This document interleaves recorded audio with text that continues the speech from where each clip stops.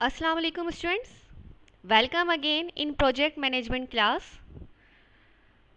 Today I am going to teach you project management amazing contract. Assalamu alaikum student.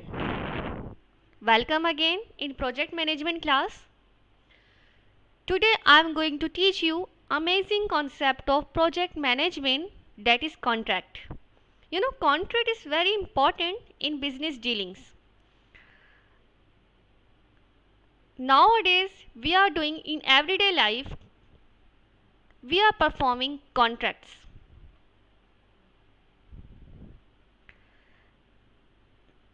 In today's talk, we shall discuss what is contract, why contract why should we know types of contract, agreement, then in the end we will see validity of contract, then we shall analyze good quality of contracts. So first of all, you have to understand what is contract. Contracts provide a written document that outlines the full understanding of the business relationship and scope of the work so that no one can claim any misunderstanding later down the road. Okay, they specify exactly what rights are being purchased and what rights you are retaining. They are binding and legally enforceable. The word is enforceable. Contracts are enforceable. Without enforceability, contract is not contract. Okay, without enforceability, we can say it's just a promise. Okay, so the factor enforceability is important in contract. So here's mentioned, why should we know types of contract? Whether you are managing a small project or a large complex program, you need a basic understanding of the different types of contract. आप चाहे small business को deal कर रहे हो या large business को deal कर रहे हो, ओके, आपने ड्यूरिंग डीलिंग आपने अंदाज़ा लगाना है कि कौन सा प्रोजेक्ट आप मैनेज कर रहे हैं, कौन सा कॉन्ट्रैक्ट आप मैनेज कर रहे हैं. जब आप थर्ड पार्टी से डील करते हैं तो डिफरेंट कॉन्ट्रैक्ट्स आपके सामने आएंगे. क्या पता थर्ड पार्टी से डील करते वक्त आप स्पोकन कॉन्ट्रैक्ट कर रहे हो जो कि रिटन कॉन्ट्रैक्ट ना हो. मे बी थर्ड पार्टी से डील करते वक्त आप ऐसा कॉन्ट्रैक्ट कर रहे हैं जो स्पोकन ना हो, जो रिटन हो. ऐसे कॉन्ट्रैक्ट्स को हम एक्सप्रेस कॉन्ट्रैक्ट भी कहते हैं. क्या कहते हैं? Express contract. तो express contract is one which is made by word spoken और word written at the time of formation. तो आपको पता हो जब आप थर्ड पार्टी से कम्युनिकेशन कर रहे हो कि आप कौन सा कॉन्ट्रैक्ट डील कर रहे हैं. ठीक है, तो कॉन्ट्रैक्ट कैसे होते हैं, टाइप्स क्या है, इसकी अंडरस्टैंडिंग बहुत ज़रूरी है बिजनेस पर्सपेक्टिव के लिए भी. और जब आप कोई सॉफ्टवेयर डिज़ाइन करते हैं, अपने क्लाइंट के साथ डील करते हैं, ठीक है, बिजनेसमैन भी अपने क्लाइंट के साथ, अपने कस्टमर के साथ डील करता है. इसके अलावा सॉफ्टवेयर डेवलपर जो सॉफ्टवेयर्स बनाता है, वेबसाइट्स बनाता है, एप्लीकेशंस बनाता है, वो भी अपने क्लाइंट के साथ डील करता है. ठीक है, तो टाइप्स ऑफ कॉन्ट्रैक्ट बहुत इंपॉर्टेंट है दोनों पर्सपेक्टिव के लिए. तो मैं क्या बता रही थी आपको, एक्सप्रेस कॉन्ट्रैक्ट. तो हमारे पास कुछ कॉन्ट्रैक्ट्स स्पोकन भी होते हैं, कुछ रिटन भी होते हैं. अगर मैं बात करूं, एग्जांपल दूं आपको कि X says to Y, X ने वाई को कहा will you buy a car for ₹10,000. चलें 10,000 की तो नहीं होती कार, इन 10 लाख. वाई ने कहा okay I am ready to buy your car for ₹10 lakh. तो ये क्या है, कम्युनिकेशन हुई दोनों के बिटवीन. एक्स ने वाई से कम्युनिकेट किया. तो ये कौन सा कॉन्ट्रैक्ट हुआ? स्पोकन, क्योंकि वर्बली कम्युनिकेशन हुई, कोई रिटर्न नहीं हुआ, कोई एग्रीमेंट नहीं हुआ, कोई साइन नहीं हुआ, कोई स्टैम्प नहीं लगी. ऐसे कॉन्ट्रैक्ट को हम कहते हैं कौन से contract? Spoken contract, express contract. यानी कि एक्सप्रेस कॉन्ट्रैक्ट में आपके पास स्पोकन कॉन्ट्रैक्ट्स भी आ जाते हैं और रिटर्न कॉन्ट्रैक्ट्स भी होते हैं. एक एग्जाम्पल और अंडरस्टैंड करें कि एक्स ने लेटर लिखा वाई को. क्या लेटर लिखा? I offer to sell my car for ₹2 lakh. Y ने लेटर लिखा, ठीक है, वाई ने कहा कि आई एम रेडी. एक्स ने लेटर लिखा वाई को कि मैं अपनी कार को सेल आउट कर रहा हूँ 10 लाख में. Y said I am ready to buy your car for ₹10 lakh. अब क्या है, दो एक ने ऑफर करी, दूसरे ने एक्सेप्ट करी, दोनों के बिटवीन रिटर्न एग्रीमेंट हुआ, साइन हो गया, पेमेंट मिल गई एक्स को, तो ठीक है, वाई को कार मिल गई, और दोनों के दरमियान कौन सा कॉन्ट्रैक्ट हुआ? स्पोकन नहीं, रिटर्न कॉन्ट्रैक्ट हुआ, क्योंकि साइन हुआ, स्टैम्प लगी, ठीक है। तो contract is very important, you have to understand types of contract. Contract spoken भी होते हैं, कॉन्ट्रैक्ट्स रिटर्न भी होते हैं। फिलहाल थर्ड पार्टी से डीलिंग के लिए कॉन्ट्रैक्ट को जानना बहुत ज़रूरी है। तो मैंने आपको बता दिया है कि why should we know types of contract for better understanding, ठीक है। आपने कॉन्ट्रैक्ट करते वक्त ये भी देखना होता है कि कॉन्ट्रैक्ट में लॉफुल ऑब्जेक्ट्स तो हैं, अनलॉफुल ऑब्जेक्ट्स तो नहीं है। ऐसा तो नहीं है जो कार मैं ख़रीदने जा रहा हूँ वो स्टॉलन कार हो, ठीक है। तो बहुत सारे फैक्टर्स होते हैं कॉन्ट्रैक्ट्स करते वक्त जो आपको कंसिडर करने होते हैं during contract signing. All right, so first of all you have to understand again what is contract. So let me tell you again, contract is a written document that outline the full understanding of the business relationship and scope of the work so that no one can claim any misunderstanding later on. जब आप contract को sign कर देंगे तो कोई भी third party claim नहीं कर सकती कि ये एग्रीमेंट हमारे बिटवीन नहीं हुआ था, ठीक है। आपके पास एक प्रूफ होगा तो यू कैन ईजिली क्लेम कि हमारे बिटवीन यही एग्रीमेंट हुआ था और हमने यही चीज़ें मेंशन करी थी चेक लिस्ट में। तो कॉन्ट्रैक्ट क्या है? आपके पास एक प्रूफ है। इधर कुछ पॉइंट्स मेंशन हैं। Contracts are the basis of many of our daily activities. हम अपनी डेली एक्टिविटीज़ में भी एक्चुअली कॉन्ट्रैक्ट्स को ही डील कर रहे होते हैं। They provide the means for individuals and businesses to sell and otherwise transfer property services and other rights. आपका जो कॉन्ट्रैक्ट है वो इंडिविजुअल्स में भी होता है, बिजनेसेस में भी होता है। प्रॉपर्टी को ट्रांसफ़र करना है, सेल करना है, बाय करना है, ठीक है, सर्विसेज लेनी है किसी की, तो ये सारे क्या हैं? कॉन्ट्रैक्ट्स हैं। मैंने भी अपनी यूनिवर्सिटी से कॉन्ट्रैक्ट किया हुआ है। मेरा क्या कॉन्ट्रैक्ट है यूनिवर्सिटी का कि मैं टीच करूँगी। क्या टीच करूँगी? मैं फुल डे टीच करूँगी, ठीक है। मेरा एक सिंपल सा कॉन्ट्रैक्ट है। क्या है कि सिंपल सा कॉन्ट्रैक्ट ये है कि मैंने यूनिवर्सिटी में टीच करना है। कितने आवर्स? 10 आवर्स। तो कॉन्ट्रैक्ट क्या है? इज़ द सिंपलेस्ट वे में डेफिनेशन में क्या है? प्रॉमिस है। मैंने अपनी यूनिवर्सिटी से प्रॉमिस किया है कि मैं टीच करूँगी इतने इतने आवर्स, ठीक है, और इस दिन मैं ऑफ लूँगी। तो ये क्या है? मेरा कॉन्ट्रैक्ट है।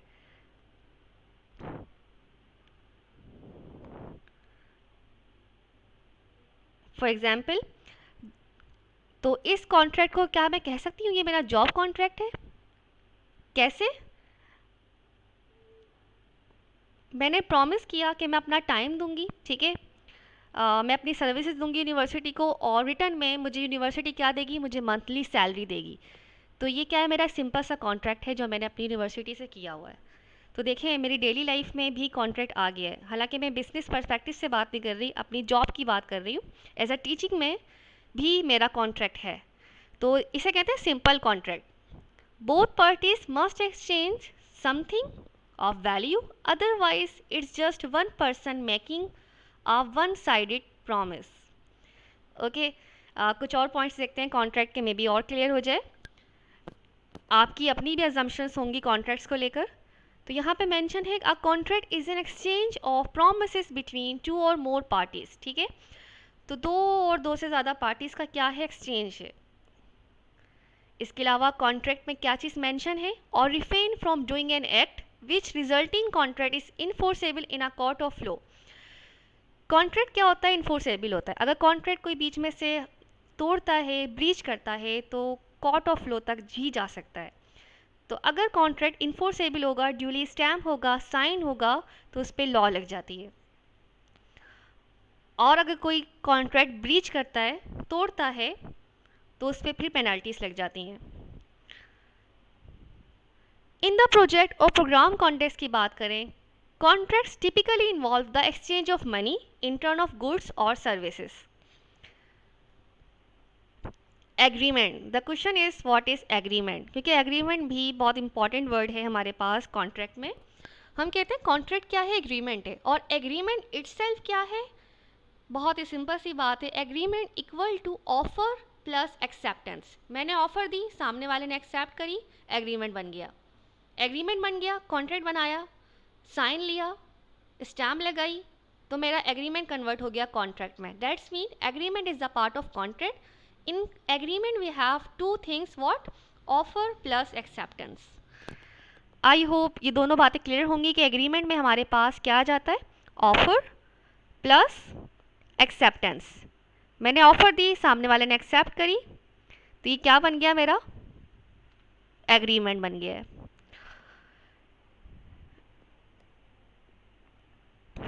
एक सिंपल सी एग्जाम्पल है, एक्स ऑफर वाई। एक्स ने ऑफर करी वाई को टू मैरी मी, वाई ने एक्सेप्ट करी ऑफर, तो ये क्या है, आपका एग्रीमेंट तो है। ठीक है, तो दिस इज एग्रीमेंट। एक्स ने ऑफर करी कार की कि मैं इतने लाख में ये कार सेल आउट कर रहा हूँ, वाई ने एक्सेप्ट करी ऑफर। ठीक है, मैं इतने पैसों में कार लेने को तैयार हूँ, वाई ने पेमेंट करी, फॉर्म साइन करे, वाई के कब्जे में कार चली गई, एक्स ने पेमेंट रिसीव करी, दोनों ने कॉन्ट्रैक्ट के पेपर्स बनाए। ठीक है, तो ये एक्सेप्टेंस हुई, ऑफर हुई, एक्सेप्टेंस हुई, कॉन्ट्रैक्ट बन गया। तो यहाँ पे यही कह रहे हैं, the contract is form only on the basis of agreement. ठीक है, तो कॉन्ट्रैक्ट आपका कब बनता है, एग्रीमेंट की बेस पे बनता है। It is a combined effect of offer and acceptance. हम ये भी कहते हैं एग्रीमेंट इज़ अ प्रॉमिस और सेट ऑफ प्रोमिसेस जो फॉर्म होते हैं कंसिडरेशन पे दोनों पार्टीज़ की। आई होप ये पॉइंट क्लियर हो गया होगा। यहाँ पे भी यही पॉइंट मेंशन है कि एक पार्टी दूसरी पार्टी से डील करती है, एक पार्टी ऑफर देती है, दूसरी पार्टी एक्सेप्ट करती है, एग्रीमेंट बन जाता है। अगेन प्रॉमिस और एग्रीमेंट में क्या डिफरेंस है, ठीक है, this is very important, you have to understand. Promise इसको हम ब्रेक कर सकते हैं, जबकि एग्रीमेंट क्या होता है, आपका इन्फोर्सेबल होता है, you can't break it, you have to fulfil it. ठीक है जनाब, तो प्रॉमिस का मैंने आपको क्या कहा, प्रॉमिस क्या है, commitments. Promise and commitments forming consideration for the parties to the same consent is known as agreement. तो एग्रीमेंट में भी प्रॉमिस आता है, अगर दोनों पार्टी की कंसेंट है, रजामंदी है, तो एग्रीमेंट बन गया। और एग्रीमेंट क्या है, which is legally enforceable is known as contract. तो एग्रीमेंट क्या है, लीगली इन्फोर्सेबल, और कोई चीज़ जब लीगली इन्फोर्सेबल हो जाती है, लॉ लग जाती है इसके ऊपर, फिर वो कॉन्ट्रैक्ट बन जाता है। एल्स प्रॉमिस क्या है, कमिटमेंट है, प्रॉमिस टूट सकते हैं, एग्रीमेंट नहीं टूट सकता है। ओके, वेल बड़ी सी अच्छी सी यहाँ पे बात लिखी है, इसको मैं रीड करना चाहूँगी। अल कुरान अल बकरा 282 में है, मोमिन जब तुम आपस में किसी मियाद में आइन के लिए कर्ज का मामला करने लगो तो उसको लिख लिया करो, और लिखने वाला तुम में किसी का नुकसान ना करे बल्कि इंसाफ से लिखे।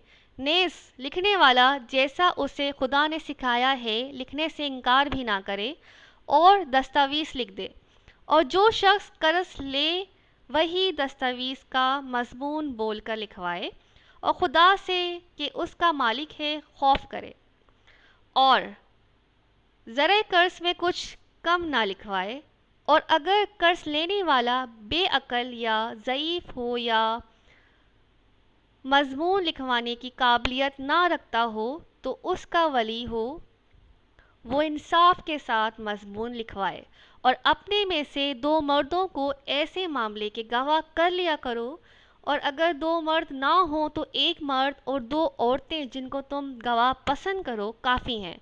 तो देखें कितनी अच्छी बात की गई है कि कॉन्ट्रैक्ट करते वक्त आप गवाह भी बनाएं, काफ़ी हैं कि उनमें से एक भूल जाएगी तो दूसरे उसे याद दिला देगी, और जब गवाह गवाही के लिए तलब किए जाएं तो इनकार ना करें, और कर्ज थोड़ा हो या बहुत इसकी दस्तावेज़ के लिखने में काहिली ना करें। ये बात खुदा के नज़दीक नहायत करीं इंसाफ है और शहादत के लिए भी है, ये बहुत दुरुस्त तरीका है, इससे तुम्हें किसी तरह का शक व शुबा भी नहीं पड़ेगा। हाँ, अगर सौदा सूद दस्त बदस्त हो जो तुम आपस में लेते देते हो, सौदा सॉरी इट्स नॉट सूद, सौदा दस्त बदस्त हो जो तुम आपस में लेते देते हो, अगर ऐसे मामले की दस्तावेज ना लिखो तो तुम पर कुछ गुनाह नहीं। और जब खरीदो फरोख्त करो तो भी गवाह कर लिया करो, और किताब, दस्तावेज़ और गवाह मामला करने वालों का किसी तरह नुकसान ना करें। अगर तुम लोग ऐसा करो तो ये तुम्हारे लिए गुनाह की बात है, और खुदा से डरो और देखो कि वो तुमको कैसी मुफीद बातें सिखाता है। खुदा हर चीज़ से वाकिफ़ है। 3 मेजर कंपोनेंट्स हैं हमारे पास एग्रीमेंट्स के। देखते हैं कौन कौन से हैं, यू कैन नोट डाउन। पहला हमारे पास जो कंपोनेंट है एग्रीमेंट करते वक्त, एग्रीमेंट इटसेल्फ। सेकंड, ऑब्लिगेशन, आप पे जो प्राइस हैं। इन्फोर्सेबिलिटी, ठीक है, इन्फोर्सेबल है, उसे आपने पूरा करना है। Then essentials of valid contract. An agreement has to fulfill the following legal condition to become contract. अगर आपने कोई एग्रीमेंट किया है तो उस कॉन्ट्रैक्ट को फुलफ़िल करने की कुछ लीगल ऑब्लिगेशंस हैं और आपने उसे फुलफ़िल करनी है। पहली क्या है, 2 और मोर पार्टीज़ के बिटवीन ऑफ़र और एक्सेप्टेंस दोनों हो। ऐसा ना हो कि एक ने ऑफ़र की, दूसरे ने एक्सेप्ट ही नहीं की है और कॉन्ट्रैक्ट बन गया है, तो ये कॉन्ट्रैक्ट नहीं होता। अगर एक ने ऑफ़र की है, दूसरे की कंसेंट है, तो ये ऑफ़र है, रजामंदी, एक्सेप्टेंस ज़रूरी है। Intention to create a legal relationship, दोनों के बिटवीन लीगल रिलेशनशिप हो प्रोजेक्ट को लेके, जो जिस बात पे कॉन्ट्रैक्ट हो रहा है प्रोजेक्ट का। लॉफुल ऑब्जेक्ट्स हो, लॉफुल ऑब्जेक्ट्स बड़ा इंटरेस्टिंग वर्ड है यहाँ पे, let me describe you here. What do you mean by lawful objects? A lawful object or lawful objective is something that is legal. For example, making a contract to buy a stolen car is not a contract at all, as it is illegal to sell a stolen car. ठीक है, ऐसा ना हो कि illegally कोई contract हुआ है, जैसे यहाँ पे एग्जांपल दी है कि किसी ने स्टॉलन कार की कॉन्ट्रैक्ट किया है कि इसको बाय कर लो, तो ये कॉन्ट्रैक्ट नहीं है। ठीक है, ये लॉफुल ऑब्जेक्ट नहीं है। कॉन्ट्रैक्ट हमेशा लॉफुल ऑब्जेक्ट के बिटवीन ही हो। ऐसा ना हो कि मैं सॉफ्टवेयर इंडस्ट्री में किसी में काम करती हूँ, सॉरी सॉफ्टवेयर इंडस्ट्री की एग्जांपल दे रही हूँ। सॉफ्टवेयर इंडस्ट्री में मैं किसी काम करती हूँ और सॉफ्टवेयर इंडस्ट्री ने अपना एक डिज़ाइन क्रिएट किया है किसी वेबसाइट का। ठीक है, वेबसाइट कौन सी वेबसाइट है, बिजनेस पर्सपेक्टिव से सोच लेते हैं, एक बैंकिंग वेबसाइट है और किसी इस्लामिक बैंक के लिए उसने डिज़ाइन की है। लेकिन मैंने वही आइडिया, वही जो डेवलपर ने मेरे, सॉफ्टवेयर डेवलपर ने मेरे जो आइडिया डिज़ाइन किया है, जो फ्रंट एंड डिज़ाइन किया है वेबसाइट का, मैंने किसी और को बेचने जा रही हूँ और उससे मैं कॉन्ट्रैक्ट कर रही हूँ। हालांकि यही आइडिया मैंने अपनी टीम के साथ भी कॉन्ट्रैक्ट किया था काम करते हुए कि मैं ये आइडिया जब तक कंप्लीट नहीं हो जाएगा इस पे काम आगे डिस्क्लोज़ नहीं करूँगी, इसका डिज़ाइन आगे डिस्क्लोज़ नहीं करूँगी। ये मैंने कॉन्ट्रैक्ट किया था अपने टीम मेंबर से सॉफ्टवेयर इंडस्ट्री में। लेकिन अब मैं इस आइडिया को, इस डिज़ाइन को किसी थर्ड पार्टी को सेल आउट करने जा रही हूँ, तो ये क्या है, लॉफुल ऑब्जेक्ट नहीं है, अनलॉफुल है। ठीक है, तो कोशिश करें कि ऐसे कॉन्ट्रैक्ट्स को करें जो लॉफुल हो। ऑल राइट, नीचे लिखा हुआ है कैपेसिटी ऑफ पार्टीज़, दोनों पार्टीज़ के माइंड्स मिलने चाहिए। Free consent, understanding of terms and condition, दोनों पार्टीज़ की रजामंदी हो टर्म्स एंड कंडीशंस को लेके। देन द सिक्स्थ इज, आपका जो कॉन्ट्रैक्ट है वो राइटिंग में हो, रजिस्टर्ड हो और स्टैम्प हो। ऑरल ना हो, कोशिश करें, ठीक है, वरना ऑरल भी कॉन्ट्रैक्ट्स होते हैं, जैसे मैंने आपको बताया एक्सप्रेस कॉन्ट्रैक्ट्स में हमारे पास स्पोकन कॉन्ट्रैक्ट्स भी होते हैं और रिटन कॉन्ट्रैक्ट्स भी होते हैं। लेकिन एक अच्छा कॉन्ट्रैक्ट वही होता है जो राइटिंग में हो, रजिस्टर्ड हो, जूली स्टैम्प हो। All right, then the seventh one is certainty, proper terms and condition define हो। जैसे मैं ऑनलाइन जब शॉपिंग करती हूँ तो शॉपिंग करते हुए भी कॉन्ट्रैक्ट होता है, मैं देखती हूँ कि अगर मैं ये चीज़ बाय कर रही हूँ तो इतने रुपीस में ये चीज़ मुझे मिलेगी, ना ही इससे कम ना ही इससे ज़्यादा। जब वेंडर मुझे देने आए, ठीक है, जो भी सप्लायर है डिलीवरी कर रहा है, मुझे जब देने आए तो मैं उसको उतनी ही अमाउंट दूँ, क्योंकि प्रॉपर टर्म्स एंड कंडीशन है। और ऐसा ना हो कि मैं वापस कर दूँ कि मुझे अब ये नहीं चाहिए। टर्म्स एंड कंडीशन उन्होंने लिखी हुई हैं कि एक दफ़ा जब आपके पास चीज़ डिलीवर हो जाएगी तो आपने वो बाय करनी है, भले जो भी इशू हो साइज़ का, आप पहले ही साइज़ को देख लें। टर्म्स एंड कंडीशंस में वापसी का कुछ भी नहीं है और जो प्राइस है वही रहेंगे, फिक्स प्राइस कम नहीं होंगे। तो देखें, टर्म्स एंड कंडीशन आप शॉपिंग करते हैं तब भी आ गई हैं। अगर बिजनेस पर्सपेक्टिव से देखें हम, तो कोई भी चीज़ ऐसी जिसमें टर्म्स एंड कंडीशंस लिखी हुई हैं और आपने कॉन्ट्रैक्ट को पूरा करना है, तो मैं अपना कॉन्ट्रैक्ट पूरा करती हूँ। शॉपिंग वेबसाइट से अगर मैंने कोई चीज़ बाय करी है, मुझे डिलीवरी बॉय देने आया है, तो मैंने उतने ही प्राइस उसको दिए जो कि उस वेबसाइट पे मेंशन थे। ठीक है जनाब, then the 8 point is possibility of the performance, कोशिश करें कि आपका प्रोजेक्ट कंप्लीट हो इनकम्प्लीट ना हो। अगर कॉन्ट्रैक्ट में हमने कहा है कि इस कॉन्ट्रैक्ट को कंप्लीट करना है, हमने साइन किया है, तो कॉन्ट्रैक्ट क्या हो, कंप्लीट हो। It should not be impossible, impossible नहीं होना चाहिए।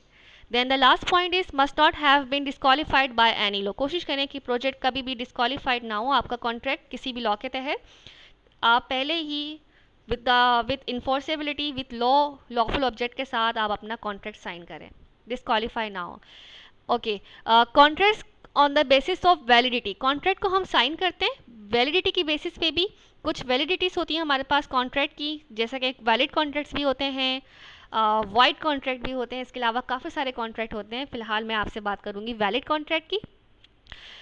वैलिड कॉन्ट्रैक्ट जब होता है जब सेटिस्फाई करे सारी कंडीशंस को, means contract which satisfy all the conditions prescribed by the law is a valid contract. Example जैसे कि मैंने पहले भी दी थी आपको, एक्स ने ऑफर करी वाई को, वाई ने एक्सेप्ट करी ऑफर, कॉन्ट्रैक्ट वैलिड हो गया। ठीक है, मैं अगेन बड़ी सी इंटरेस्टिंग सी एग्जाम्पल ले रही हूँ कि X offer to marry Y, Y accept X offer, this is a valid contract. X ने ऑफर करी अपना मोबाइल सेल आउट करने की वाई को, वाई ने ऑफर एक्सेप्ट करी इतने रुपीस में, वैलिड कॉन्ट्रैक्ट। ठीक है, सेटिस्फाई करने कंडीशन, दोनों की कंसेंट था, रजामंदी थी, दोनों पार्टी से एग्री थी, लॉफुल ऑब्जेक्ट था, चोरी का मोबाइल नहीं था। ऑल राइट, एक कॉन्ट्रैक्ट होता है वॉइड, बड़ा इंटरेस्टिंग होता है वॉइड कॉन्ट्रैक्ट। हम कहते हैं कि void contract is a contract which is valid when entered into but which subsequently became void due to impossibility of performance. Some time हम वैलिड कॉन्ट्रैक्ट करते हैं लेकिन कुछ ऐसी कंडीशंस, ऐसे सर्कमस्टेंसेस आ जाते हैं, अनप्रेडिक्टेबल कंडीशंस आ जाती हैं कि हम अपना कॉन्ट्रैक्ट पूरा नहीं कर पाते हैं। इसकी बड़ी सिंपल सी एग्जांपल मैं आपको दूंगी। क्या है एग्जांपल कि X offer to marry Y, X ने ऑफर करी वाई को मैरी की, वाई ने एक्सेप्ट करी एक्स की offer, later on Y dies. Again I am repeating, X offer to marry Y, Y accept X offer, later on Y dies. X ने offer करी Y को, Y ने accept करी X की offer, valid contract बन गया, but later on Y की death हो गई। तो ये कॉन्ट्रैक्ट जो था आपका वैलिड था but became void at the death of the Y. तो ऐसे कॉन्ट्रैक्ट क्या कहलाते हैं, वॉइड कॉन्ट्रैक्ट कहलाते हैं। तो ये कॉन्ट्रैक्ट वैलिड था लेकिन वाई की डेथ के बाद ये कॉन्ट्रैक्ट क्या हो गया, वॉइड, क्योंकि अब क्या है, इम्पॉसिबिलिटी इसकी परफॉर्मेंस में, अब ये फुलफिल नहीं हो सकता, अब चेंज हो गई लो for some reason. What is good contract? एक अच्छा कॉन्ट्रैक्ट आपका कब बनता है, जब म्यूचुअल अंडरस्टैंडिंग हो, दोनों पार्टीज के दरमियान कंसिडरेशन हो, कंसेंट हो, लीगल पर्पस के लिए हो, कॉम्पिटेंट पार्टीज हो, तो आपकी क्या ही गुड कॉन्ट्रैक्ट की क्वालिटीज़ हैं, रिक्वायर्ड कैरेक्टरिस्टिक कह लें आप। एग्रीमेंट कुछ इस टाइप के होते हैं। अगर हम रिटर्न एग्रीमेंट की बात करें,